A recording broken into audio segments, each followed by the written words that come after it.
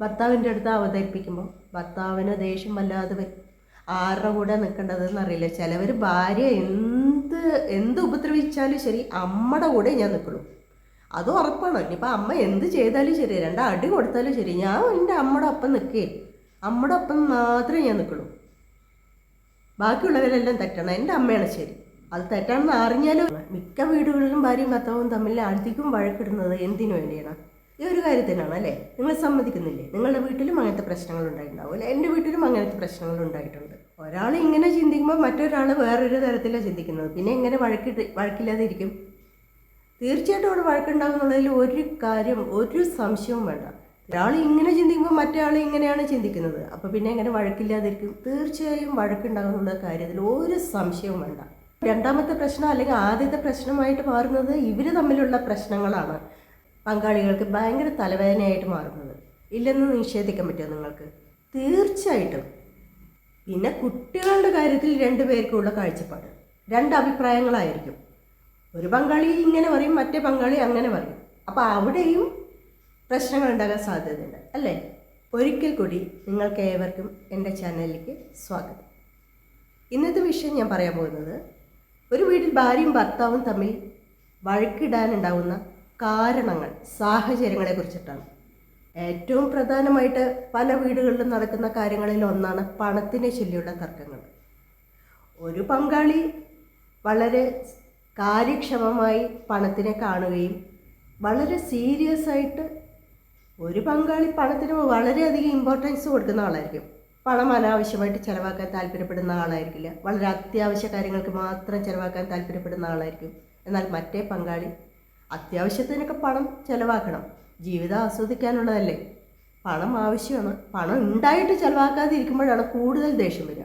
പണം ഇല്ലെങ്കിൽ രണ്ടുപേരും അഡ്ജസ്റ്റ് ചെയ്യും. പക്ഷെ ആവശ്യത്തിനനുസരിച്ച് ധാരാളം വരുമാനമുള്ളവർ ഒരാൾ വളരെ പിശുക്കും മറ്റേ ആൾ ദൂർത്തും ആവുമ്പോൾ അവിടെ എന്തായാലും പഴക്കങ്ങൾ വരാൻ സാധ്യതയുണ്ട്, വഴക്കുകൾ വരാൻ സാധ്യതയുണ്ട്. ഒരു ഫംഗ്ഷൻ, ഒരു കല്യാണത്തിന് അറ്റൻഡ് ചെയ്യാൻ പോകുമ്പോൾ ഒരു സാരി എടുക്കാൻ, വൈഫിനൊരു സാരി എടുക്കാൻ പറഞ്ഞാൽ വൈഫിൻ്റെ മനസ്സിൽ ഇത്ര 1000 രൂപയുടെ അല്ലെങ്കിൽ ചുരുങ്ങിയത് ഒരു 5000 രൂപയുടെ സാരി എടുക്കണം, അല്ലെങ്കിൽ 3000 രൂപയുടെ സാരി എടുക്കണം എന്നായിരിക്കും ഉദ്ദേശിച്ച് ആഗ്രഹത്തോടെ പോവുക. അവിടെ പോകുമ്പോൾ ഭർത്താവ് പറയും, ഇത്ര വില കൂടിയ സാരി ഒന്നും എടുക്കണ്ട, ഇതിന് അനാവശ്യമായിട്ട് ചിലവാക്കേണ്ട ആവശ്യമൊന്നുമില്ല, കല്യാണങ്ങൾ പലതും വരുന്നുണ്ട്, നമുക്ക് ഇഷ്ടം പോലെ പെട്ടിയിൽ സാരികളുണ്ടല്ലോ, അതിലേതെങ്കിലും ഒന്ന് ഉടുത്താൽ പോലെ, എന്നിട്ട് ഞാൻ പോട്ടെ എന്ന് പറഞ്ഞിട്ടാണ് ഒരു സാരി എടുത്തു തരാമെന്ന് വിചാരിക്കണം. 1000-ൻ്റെ ഉള്ളിലുള്ളതൊക്കെ എടുത്താൽ മതി എന്ന് പറയുമ്പോൾ സ്വാഭാവികമായിട്ടും എന്തായാലും ദേഷ്യം വരും. അവിടുന്ന് കാണിക്കില്ല എന്നേ ഉള്ളൂ, വീടെത്തുമ്പോഴറിയും വിവരം അല്ലേ? അതേക്കുറിച്ച് തർക്കങ്ങൾ തുടങ്ങും.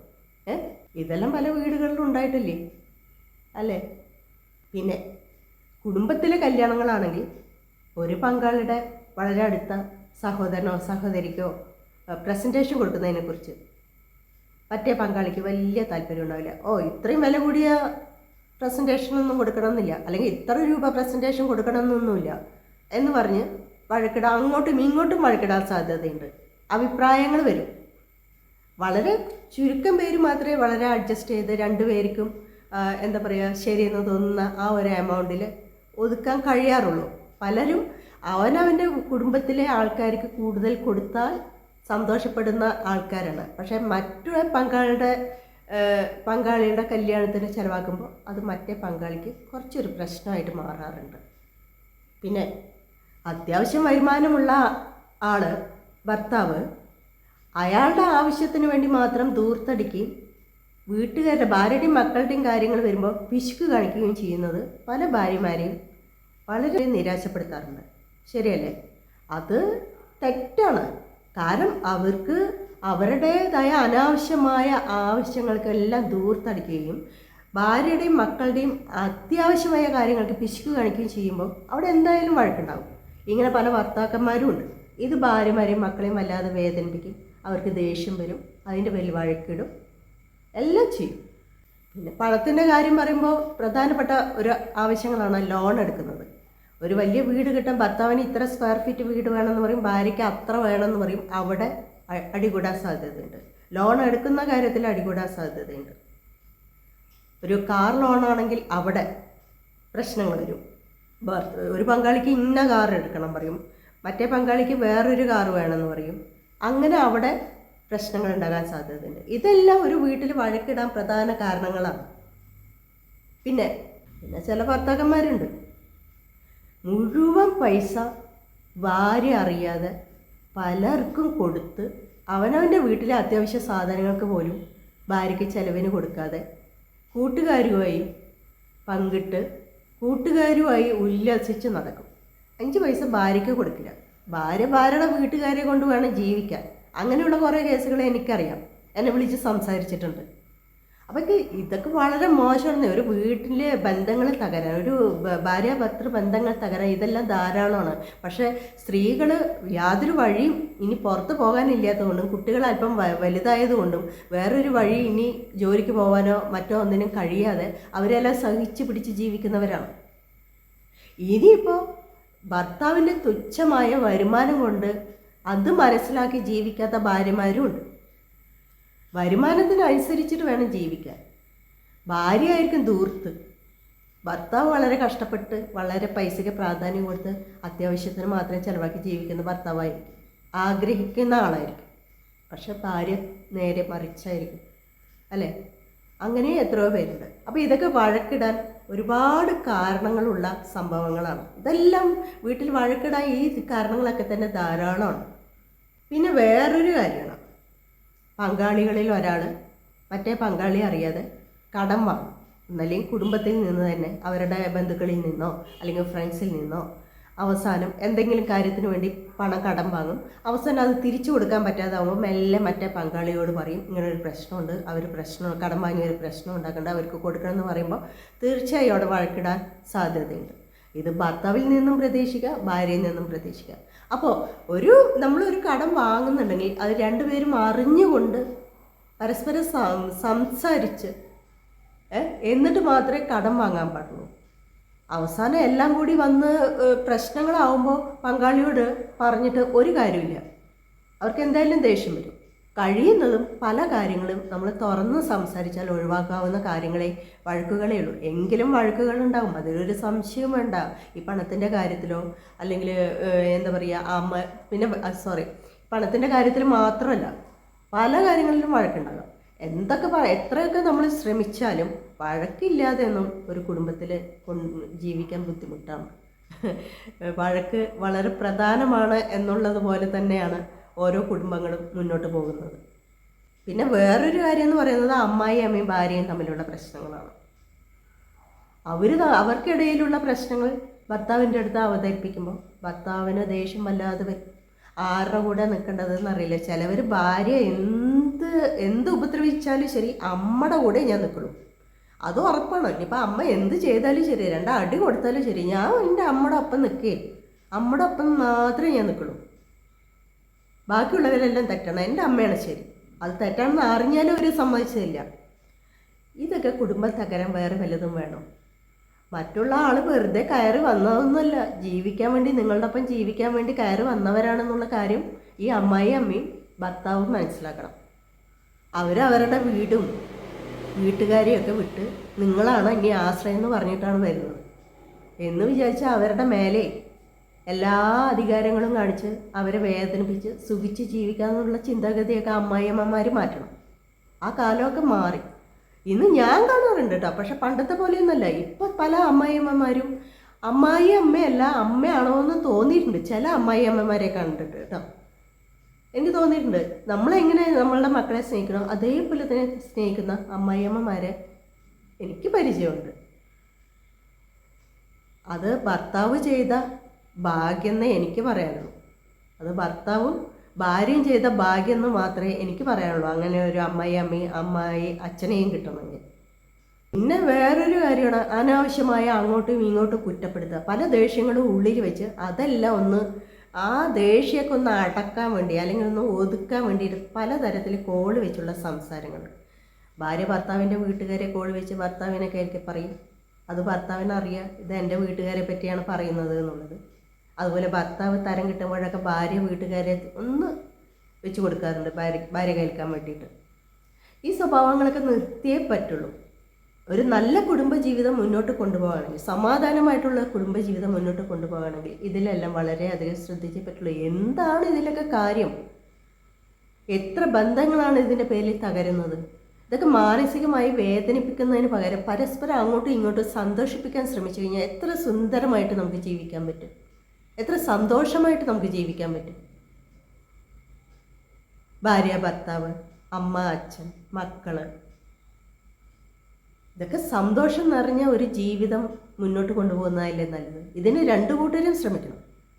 പിന്നെ ചില വീടുകളിൽ ചില പെൺകുട്ടികളുണ്ട്, ഭർത്താവിനെ സ്വന്തമായി കിട്ടണം, എൻ്റേത് മാത്രമാക്കണം. പക്ഷേ ഈ മകനെ എത്രമാത്രം കഷ്ടപ്പെട്ട് വളർത്തിയവരാണ് അമ്മയും അച്ഛനെന്നും മനസ്സിലാക്കണം. അങ്ങനെ വളർത്തിയ മകനാണ് നിങ്ങളുടെ ഭർത്താവായിട്ട് ഇപ്പം ഇരിക്കുന്നത്. ആ ഒരു ഓർമ്മ ഭാര്യമാർക്കും വേണം. ഇനിയിപ്പോൾ ഇതെല്ലാം ഭാര്യ മാത്രം അഡ്ജസ്റ്റ് ചെയ്യണം എന്നല്ല ഞാൻ പറയുന്നത്. ഒരിക്കലും അങ്ങനെ അഡ്ജസ്റ്റ് ചെയ്യാനും പറ്റില്ല. ഒരാൾ മാത്രം അഡ്ജസ്റ്റ് ചെയ്തുകൊണ്ട് പോകുന്നത് ജീവിതം ഒരിക്കലും ജീവിതമല്ല. അവിടെ നിന്ന് പോകുന്നതാണ്. അപ്പം തരം കിട്ടിയാൽ നിങ്ങൾക്ക് പറ്റുമെങ്കിൽ അവിടെ നിന്ന് പിരിഞ്ഞു പോകുന്നതാണ് നല്ലതെന്ന് ഞാൻ പറയുള്ളൂ. ജീവിതകാലം മുഴുവൻ ഇതും അനുഭവിച്ച് അത് ഭാര്യ ആയാലും ശരി ഭർത്താവ് ആയാലും ശരി സഹിച്ചിരിക്കണമെന്ന് ഞാൻ ഒരിക്കലും പറയില്ല കേട്ടോ. അങ്ങനെയുള്ള പല ബുദ്ധിമുട്ടുകളും ഞാൻ അനുഭവിച്ച് ഞാൻ മാത്രം അഡ്ജസ്റ്റ് ചെയ്ത് ജീവിച്ച് പോകുന്നതിൽ ഒരു കാര്യമില്ല എന്ന് അറിഞ്ഞത് കൊണ്ടാണ് ഞാൻ മാറിപ്പോയത്. എനിക്ക് സന്തോഷകരമായിട്ടുള്ള ഒരു ദാമ്പത്യ ജീവിതമൊന്നുമല്ല കിട്ടിയത്. അതുകൊണ്ട് കൂടുതൽ പ്രശ്നങ്ങളിലേക്ക് പോവാതെ ഒറ്റയ്ക്കുള്ള ജീവിതമാണ് വളരെ നല്ലതെന്ന് ഞാൻ മനസ്സിലാക്കിയത് കൊണ്ട് ഞാൻ അവിടുന്ന് പോകും. ഇങ്ങനെയുള്ള ആളാണോ ഇത്രയും വലിയ വർത്തമാനങ്ങളൊക്കെ പറയാൻ നടക്കുന്നതെന്ന് നിങ്ങൾ വിചാരിക്കരുത്. എൻ്റെ അനുഭവം നിങ്ങൾക്കും ഉണ്ടാകരുത് എന്നുള്ളൊരു ആഗ്രഹത്തിൻ്റെ പുറത്താണ് ഞാൻ ഇതെല്ലാം സംസാരിക്കുന്നത്. എല്ലാവരും നന്നായി സന്തോഷമായി ജീവിക്കട്ടെ. എനിക്കും സന്തോഷമായി ജീവിക്കാൻ നല്ല ആഗ്രഹം ഉണ്ടായിരുന്നു. പക്ഷേ എന്ത് ചെയ്യാൻ പറ്റും? എന്നും ദുഃഖിച്ച് ജീവിക്കുന്നതിനേക്കാളും നല്ലത് സന്തോഷത്തോടെ ഒറ്റയ്ക്കാണെങ്കിൽ ഒറ്റയ്ക്ക് ജീവിക്കുന്നതല്ലേ. നിങ്ങൾക്ക് പരസ്പരം ദേഷ്യങ്ങളുണ്ടെങ്കിൽ അത് തുറന്ന് സംസാരിക്കാൻ രണ്ടു കൂട്ടരും ശ്രമിക്കണം. ആദ്യം ഒരാൾ ചോദിക്കണം, നിങ്ങൾക്ക് എന്താണ് പ്രശ്നം, എന്നോട് തുറന്ന് പറയൂ. എന്തെങ്കിലും ദേഷ്യം ഉണ്ടെങ്കിൽ എൻ്റെ ഭാഗത്ത് വല്ല തെറ്റുണ്ടെങ്കിൽ പറയൂ എന്നുള്ളത് നമ്മൾ പറഞ്ഞിട്ടും മറ്റേ പങ്കാളി പറയുന്നില്ല, അത് അവഗണിച്ച് പോവുകയാണെങ്കിൽ നമുക്കൊന്നും ചെയ്യാൻ പറ്റില്ല. പക്ഷെ ചില പങ്കാളികളുണ്ട്, ഇത് കേൾക്കുമ്പോൾ അവരൊന്ന് സോഫ്റ്റ് ആവും, അവരുടെ ഉള്ളിലെ ദേഷ്യം ഒന്ന് കുറയും. അങ്ങനെയുള്ളവരോട് പറഞ്ഞാൽ കാര്യങ്ങളൊക്കെ വല്ലതും നടക്കും കേട്ടോ. പ്രശ്നങ്ങൾ സോൾവ് ചെയ്യാൻ പറ്റും. നമ്മളുടെ ഭാഗത്ത് നിന്നൊരു ശ്രമം എങ്കിൽ മാത്രമേ ജീവിതം മുന്നോട്ട് കൊണ്ടുപോകാമുള്ളൂ. നമ്മളെല്ലാവരും അല്ലേ എത്ര കാലം ജീവിച്ചിരിക്കും, എപ്പോൾ മരണം നമ്മളെ ക്ഷണിക്കും എന്നൊന്നും നമുക്കറിയാൻ പറ്റില്ല. ഉള്ള കാലം സന്തോഷമായിട്ട് സമാധാനത്തോടെ ജീവിക്കാൻ ശ്രമിക്കുക. എന്തൊക്കെ വന്നാലും നമ്മളുടെ വീട്ടുകാർ മാത്രമേ എന്നും നമ്മളുടെ കൂടെ ഉണ്ടാവുള്ളൂ എന്നുള്ള കാര്യം എല്ലാവരും മനസ്സിലാക്കുക. നാളെ ഈ അമ്മായിയമ്മ ഉപദ്രവിക്കുന്ന അമ്മായിയമ്മയ്ക്ക് ഈ മരുമകളുടെ കാല് പിടിക്കേണ്ടി വരും. ഈ മരുമകൾ മാത്രമേ നോക്കാനുണ്ടാവുള്ളൂ എന്നുള്ള കാര്യം കുറേ നിങ്ങൾ തളർന്ന് വീഴുമ്പോൾ നിങ്ങൾക്ക് മനസ്സിലാക്കാൻ പറ്റും. അന്നൊരു പക്ഷേ ഇപ്പോൾ ഉപദ്രവിച്ചതിൻ്റെയൊക്കെ ദേഷ്യം ആ മരുമകൾ തീർക്കാതിരിക്കണമെങ്കിൽ നിങ്ങൾ നല്ല രീതിയിൽ പെരുമാറുക. ആരോഗ്യമുള്ളപ്പോൾ നമ്മളതൊന്നും ശ്രദ്ധിക്കാറില്ല. ഞാൻ എന്നും ഇങ്ങനെ ജീവിക്കുന്നുള്ള ഒരു വലിയ ഭാവത്തോടു കൂടിയാണ്, അധികാരത്തോടു കൂടിയാണ്, അഹങ്കാരത്തോടു കൂടിയാണ് ജീവിക്കുക. ഒരു പനി വന്ന് കിടന്നു കഴിഞ്ഞാൽ മനസ്സിലാവും എനിക്കൊരാളുടെ ഹെൽപ്പില്ലാതെ ജീവിക്കാൻ പറ്റില്ല, അല്ലെങ്കിൽ എൻ്റെ മരുമകളെ എന്നെ സഹായിക്കാതെ എനിക്ക് ജീവിക്കാൻ പറ്റില്ല. അത് മരുമകളും മനസ്സിലാക്കുക, അമ്മായിയമ്മയും മനസ്സിലാക്കുക, ഭർത്താവും മനസ്സിലാക്കുക. ഭർത്താവിനായാലും ഒരു പ്രശ്നം വന്നാൽ ഭാര്യ അമ്മയും നോക്കുന്നത് പോലെ ആരും ഉണ്ടാവില്ല. എത്രയോ ഭർത്താക്കന്മാരുണ്ട് അമ്മയെ അവഗണിച്ച് ഭാര്യ പറയുന്നത് മാത്രം കേട്ട് ജീവിക്കുന്നവർ. ഒരിക്കലും അത് ശരിയല്ല. നിങ്ങളെ നിങ്ങളാക്കി മാറ്റിയത് നിങ്ങളുടെ അമ്മയോ അച്ഛനാണ് എന്നുള്ള ഓർമ്മ നിങ്ങൾക്ക് എപ്പോഴും വേണം. അത് സ്ത്രീ ആയാലും ഭർത്താവായാലും. മാക്സിമം വീടുകളിൽ ശണ്ടയിടാതെ വഴക്കിടാതെ ഭാര്യ ഭർത്താക്കന്മാർ മുന്നോട്ട് പോകണമെന്നുണ്ടെങ്കിൽ ഈ പറയുന്ന കാര്യങ്ങളിലൊക്കെ ഒന്ന് ശ്രദ്ധിച്ചാൽ മതി. ഒന്നാമത്തെ കാര്യം, എന്ത് പ്രശ്നങ്ങളുണ്ടെങ്കിലും തുറന്ന് സംസാരിക്കുക. അതിൽ തന്നെ പല പ്രശ്നങ്ങളും ഒഴിവാക്കാൻ പറ്റും. അങ്ങോട്ടും ഇങ്ങോട്ടും പരസ്പരം മനസ്സിലാക്കാൻ ശ്രമിക്കുക. അവരുടെ പേഴ്സണാലിറ്റി ബഹുമാനിക്കാൻ പഠിക്കുക. അവർക്കൊരു ഇമ്പോർട്ടൻസ് കൊടുക്കുക. എന്ത് കാര്യങ്ങൾ പറയുമ്പോഴും അവരുടെ അഭിപ്രായം ഒന്നും നമുക്ക് ചോദിച്ച് മനസ്സിലാക്കാമല്ലോ. ഇപ്പം നമ്മളുടെ കാര്യം തന്നെയാണ് ചെയ്യാൻ പോകുന്നതെങ്കിലും നമ്മളുടെ പങ്കാളിയുടെ അഭിപ്രായം കൂടി അറിയുന്നതിൽ കുഴപ്പമൊന്നുമില്ല. അത് പറയുമ്പോൾ അവർക്കൊരു സന്തോഷം, അങ്ങോട്ടും ഇങ്ങോട്ടും, അത്രയേ ഉള്ളൂ. പിന്നെ എന്ത് കാര്യങ്ങളുണ്ടെങ്കിലും ഭർത്താവ് അറിയാതെ അല്ലെങ്കിൽ ഭാര്യ അറിയാതെ മറ്റുള്ളവരുടെ കയ്യിൽ നിന്ന് കടം വാങ്ങി അത് അവസാനം പ്രശ്നമാക്കാതിരിക്കുക. രണ്ടുപേരും തമ്മിൽ സംസാരിച്ച് ആവശ്യമുണ്ടെങ്കിൽ മാത്രം കടം വാങ്ങുക. അത് രണ്ടു കൂട്ടരും അറിയുകയും ചെയ്യുക. കടം വാങ്ങുക അത് സെറ്റിൽ ചെയ്യുക. സ്നേഹത്തോടെ കാര്യങ്ങൾ പറഞ്ഞ് അവതരിപ്പിക്കുന്നതിന് പകരം കുറ്റപ്പെടുത്തലും അവഹേളനവും നടത്തി പ്രശ്നങ്ങൾ കൂടുതൽ വഷളാക്കാതിരിക്കാൻ ശ്രമിക്കുക. നല്ല സ്നേഹത്തോടെ കാര്യങ്ങൾ സംസാരിക്കുക, പങ്കുവയ്ക്കുക, ചോദിക്കുക, അഭിപ്രായങ്ങൾ പറയുക. ഇങ്ങനെയൊക്കെ ഒന്ന് മാറ്റി നോക്കും, എന്തായാലും ജീവിതം മാറും. കുടുംബത്തിലെ പ്രശ്നങ്ങൾ പരമാവധി നമുക്ക് കുറയ്ക്കാൻ പറ്റും. പിന്നെ എന്തൊക്കെ പറഞ്ഞാലും ചട്ടിയും കലമാകുമ്പോൾ തട്ടിയും മുട്ടിയും ഇരിക്കില്ലേ, പ്രശ്നങ്ങളില്ലാതിരിക്കില്ല. അതൊക്കെ ഒരു രസത്തിന് അപ്പോൾ ഒരു 2 മണിക്കൂർ 3 മണിക്കൂറിനുള്ളിൽ ആ പ്രശ്നങ്ങളൊക്കെ തീർക്കണം. ആ ഒരു പേരും പറഞ്ഞ് മുഖവും വീർപ്പിച്ച് കാണുമ്പോൾ കുത്തുവാക്കുകളും പറഞ്ഞ് അങ്ങനെ ഇരുന്ന് അങ്ങനെ അങ്ങോട്ട് ജീവിതം പോകും. അപ്പം അതിനൊന്നും ഇടവയ്ക്കാതെ നമുക്ക് നല്ല രീതിയിൽ ഒരു കുടുംബജീവിതം മുന്നോട്ട് കൊണ്ടുപോകുക. ഇതിന് ഭാര്യ, ഭർത്താവ്, അമ്മായിയമ്മ, അമ്മാനച്ഛന്മാരും കൂടി ഈക്വലായിട്ട് ഇതിന് തയ്യാറാവണം. അപ്പോൾ നമുക്ക് വീണ്ടും അടുത്ത വീഡിയോയിൽ കാണാം. അതുവരെ നമസ്കാരം.